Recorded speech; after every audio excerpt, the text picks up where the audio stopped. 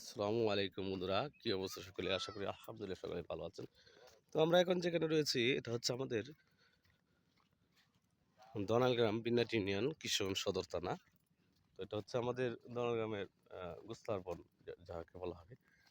তো এখানে দেখতে পাচ্ছেন আমার এলাকার প্রতিবেশী যারা রয়েছে তাদের জমিনের ধান কেটেছে।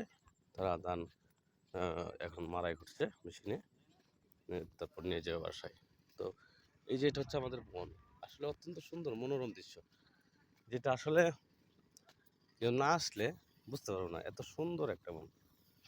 আর এই যে পাকা রাস্তার মানে কাঁচা যে রাস্তাটা দেখতে পাচ্ছেন, এই রাস্তা মনে হয়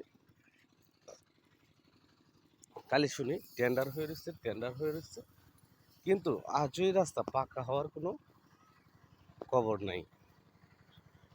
এই রাস্তা যে কবে পাকা হবে এবং কবে সরকারিভাবে নির্মিত হবে তার কোনো গ্যারেন্টি আমরা খুঁজে পাচ্ছি না।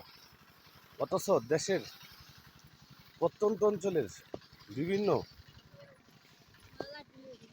দুর্বল যে সকল রাস্তাঘাট রয়েছে সেই সকল রাস্তাঘাটও আমরা দেখতে পাই যে বেশিরভাগ পাকাই হয়ে গেছে, মানে কাঁচা বলতে রাস্তা নাই আমাদের এই দেশের মধ্যে।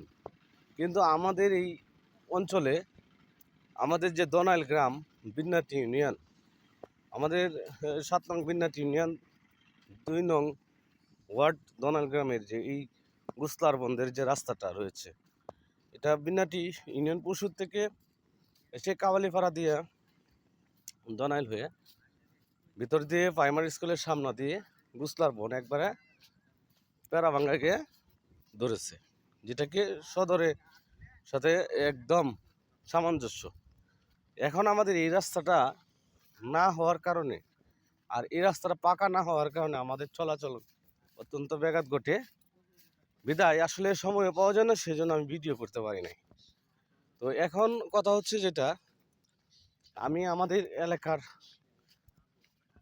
মেম্বারকেও বলেছিলাম কিছুদিন আগে, উনি বলছে যে এটা টেন্ডার হয়ে রয়েছে, কিন্তু সময় সাপেক্ষে তারা আসবে, তারা আসলে হয়তো এটা যে কোনো সময় কন্ট্রাক্টরে কাজ করে দেবে, কিন্তু তার কোনো প্রতিক্রিয়া আমরা পাচ্ছি না।